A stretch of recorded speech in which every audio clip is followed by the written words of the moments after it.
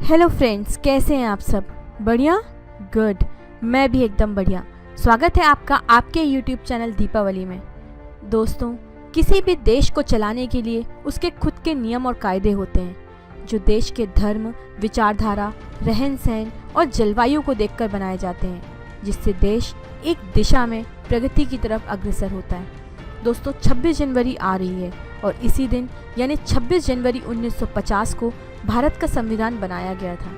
भारत का संविधान क्यों बना, कैसे बना, कब बना, इसे किसने बनाया और तो और 26 जनवरी को ही क्यों लागू किया गया, ऐसे सवालों के जवाब आपको मैं इस वीडियो में देने जा रही हूँ। अगर आप इन सवालों के जवाब पहले से ही जानते हैं तो कमेंट बॉक्स में ज़रूर लिखें और नहीं तो बने रहें हमारे साथ इस वीडियो में। लेकिन हम आगे बढ़ें इससे पहले अगर आप हमारे चैनल में पहली बार आए हैं तो जल्दी से इसे सब्सक्राइब करें और बना लें इसे अपना चैनल। साथ ही साथ बेल आइकन को प्रेस करें सो दैट जैसे ही मैं नया वीडियो अपलोड करूं आपको नोटिफिकेशन मिल जाए। दोस्तों, सबसे पहला क्वेश्चन ये है कि भारत का संविधान क्यों बना। भारत कई वर्षों से गुलाम था और बाहर की शक्तियाँ भारत पर अपना शासन करती आ रही थी और तो और देश पर अपने नियमों के अनुसार कार्य कर रही थी। सभी के अपने नियम थे। भारत आज़ादी के पहले 200 वर्षों तक अंग्रेजों का गुलाम रहा, इसलिए यहाँ ब्रिटिश नियम अनुसार कार्य होते रहे। इसलिए देश में आज़ादी जितनी ज़रूरी थी उतनी ही ज़रूरी था देश का संविधान।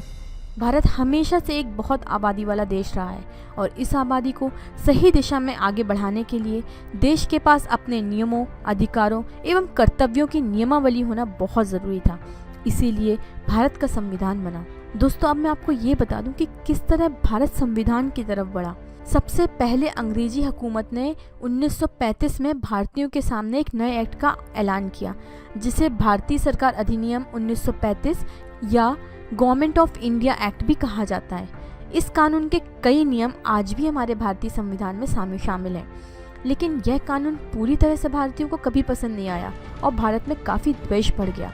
बाहर से दिखने पर यह अधिनियम संघीय शासन का था, लेकिन वास्तविक तौर पर सभी अधिकार गवर्नर के पास थे, जिसे जानकर लोग खुश नहीं थे। पंडित जवाहरलाल नेहरू ने तो इसे बिना इंजन की मशीन तक कहकर संबोधित किया और इस तरह इसका विरोध पूरे देश में हुआ। सभी दलों और जानकारों के मतानुसार 1945 में डॉक्टर तेज बहादुर ने संविधान का एक प्रारूप तैयार किया, लेकिन अब तक भारत परतंत्र ही था।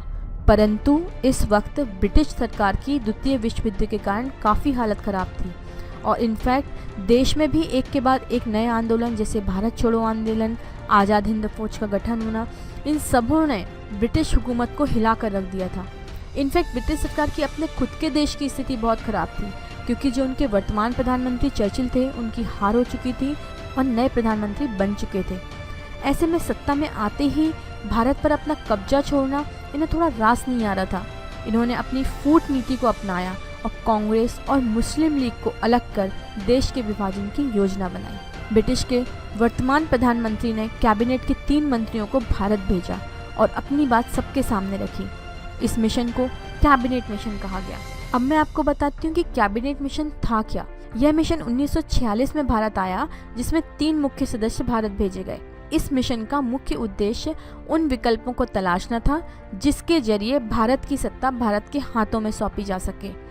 उस समय कुछ ऐसी परिस्थिति उत्पन्न हुई कि कैबिनेट कमीशन की पहली बैठक पर कोई हल न निकल सका। इस बैठक में मौलाना आज़ाद, सरदार वल्लभ भाई पटेल, पंडित जवाहरलाल नेहरू, खान अब्दुल गफ्फार खां, लियाकत अली खां जिन्ना, नवाब इस्माइल खां और सरदार निश्तर तथा नवाब मोहम्मद हमीदुल्लाह हाजिर थे। यह बैठक शिमला में हुई थी। अंग्रेज़ों ने अपनी जिद नहीं छोड़ी और 16 जून 1946 को देश के विभाजन का फैसला ले लिया और इस फैसले के साथ यह भी तय हुआ कि देश को आज़ादी मिल जाएगी और यहाँ से शुरुआत हुई संविधान बनने की प्रणाली का। अब मैं आपको बताती हूँ कि संविधान लिखने की शुरुआत कैसे की है। जैसे ही ये स्पष्ट हुआ कि अंग्रेज भारत की सत्ता देश को सौंप देंगे, वैसे ही चिंता सबसे ज़्यादा ये थी कि भारत में अब अपना संविधान होना बहुत ज़रूरी है। संविधान की पहली बैठक डॉक्टर सच्चिदानंद की अगुवाई में हुई, जो कि 9 दिसंबर 1946 को हुई। इस सभा का अध्यक्ष पूर्व राष्ट्रपति डॉक्टर राजेंद्र प्रसाद को चुना गया।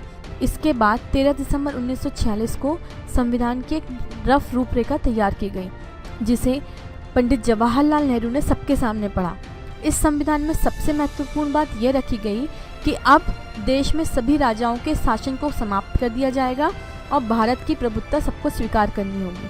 और 22 जनवरी 1947 को कई तरह के विरोध के बाद इस प्रस्ताव को पारित कर दिया गया। वैसे तो ये एक बहुत कठिन समझौता था, लेकिन सरदार वल्लभ भाई पटेल जैसे नेताओं ने सभी राजाओं को एकजुट किया और राजाओं ने कांग्रेस को अपना समर्थन दिया। 14 जुलाई 1947 को नेहरू जी ने संविधान की बैठक में देश के चिन्ह तिरंगा ध्वज का ऐलान किया और जिसका सभी ने तहे दिल से समर्थन किया। इसके बाद अंग्रेजों के द्वारा हुई बातचीत के आधार पर भारत पाकिस्तान का विभाजन हो गया और इतने संघर्षों के बाद 15 अगस्त 1947 को देश आज़ाद हो गया। देश आज़ाद तो हो चुका था, लेकिन इसे एक दिशा में सुचारू रूप से गति देने के लिए भारत का संविधान अभी भी पूर्णतः नहीं बना था। पहले संविधान का ढांचा बनाया गया था, लेकिन बहुत सारे लोगों ने इसे स्वीकार नहीं किया गया था। इसलिए एक नई कमेटी का गठन किया गया। संविधान का निर्माण करने के लिए उसमें कुछ सदस्यों को जोड़ा गया, जिससे हर क्षेत्र को नेतृत्व की दृष्टि से प्रमुख लोगों को शामिल किया गया। संविधान को तैयार करने में 389 सदस्यों की भूमिका रही और इस समिति के सदस्य डॉक्टर भीमराव अंबेडकर को बनाया गया। संविधान की कमेटी में कौन कौन से सदस्य शामिल थे वो मैं आपको बता देती हूँ। उसमें थे doctor Bhimrao Ambedkar, Sanjay Phake, Pandit Jawaharlal Nehru, Chakravarti Rajagopalachari, doctor Rajendra Prasad, Sardar Vallabh Bhai Patel, Kanhaiyalal Maneklal Munshi, Ganesh Vasudev Mavalankar, Sandeep Kumar Patel, Abul Kalam Azad, Shyama Prasad Mukherjee, Nalini Ranjana Ghoshal, Frank Anthony, HP Modi, Harendra Kumar Mukherjee, Ari Bahadur Gurung, अल्लदी Krishnaswamy Iyer और महिला सदस्यों में सरोजिनी नायडू, हंसा मेहता, दुर्गाबाई देशमुख, अमृता कौर और विजय लक्ष्मी पंडित भी इस सभा में शामिल थे। सभी के विचार विमर्श, लड़ाई झगड़ों के साथ संविधान का प्रारूप तैयार होना शुरू हो गया, जिसकी घोषणा 9 दिसंबर 1947 को की गई। सभी सदस्यों के साथ मिलकर संविधान तैयार हुआ, जिसमें कई निर्णय हुए, जैसे मातृभाषा, राष्ट्रीय गीत, राष्ट्रीय गान, अधिकार, कर्तव्य आदि आदि। अब मैं आपको बता दूं कि संविधान कब बनकर तैयार हुआ और उसमें कितना समय लगा। तो दोस्तों, इतनी जनसंख्या वाले देश का संविधान, जहां कई तरह के धर्म, जाति, प्रजाति के लोग पाए जाते हैं, लिखना इतना आसान नहीं था। इसे लिखने में 2 वर्ष 11 माह और 18 दिन लग गए, जिसमें 114 दिनों तक आपसी बहस हुई और 12 अधिवेशन भी पेश किए गए। 166 दिन तक मीटिंग की गई और कई बार जनता से सलाह मशवरा भी किया गया, जिसके लिए प्रेस का सहारा लिया गया।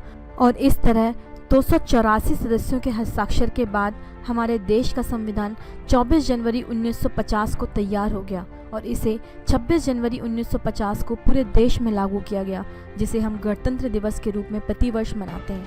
अब पॉइंट ये था कि संविधान 26 जनवरी को ही क्यों लागू किया गया। वैसे तो तारीखें और भी कोई हो सकती थी, लेकिन 26 जनवरी हमारे इतिहास की एक बहुत यादगार तारीख मानी जाती है, क्योंकि गणतंत्र दिवस के 20 वर्ष पहले, यानी 26 जनवरी 1950 से 20 वर्ष पहले 26 जनवरी 1923 को भारत में पूर्ण स्वराज का संकल्प लेकर कांग्रेस ने इसी दिन को स्वतंत्रता दिवस घोषित कर दिया था, जिसके बाद 15 अगस्त 1947 को भारत को स्वतंत्रता मिली और 26 जनवरी 1950 को भारत का संविधान घोषित किया गया।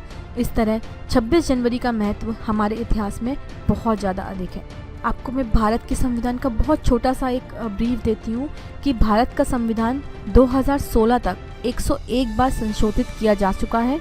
इस प्रकार इस संविधान में 448 अनुच्छेद, 1 संविधान उद्देशिका, 12 अनुसूचित जातियां एवं 5 अनुलग्न शामिल हैं। इसमें अंतिम संशोधन GST को लेकर किया गया था।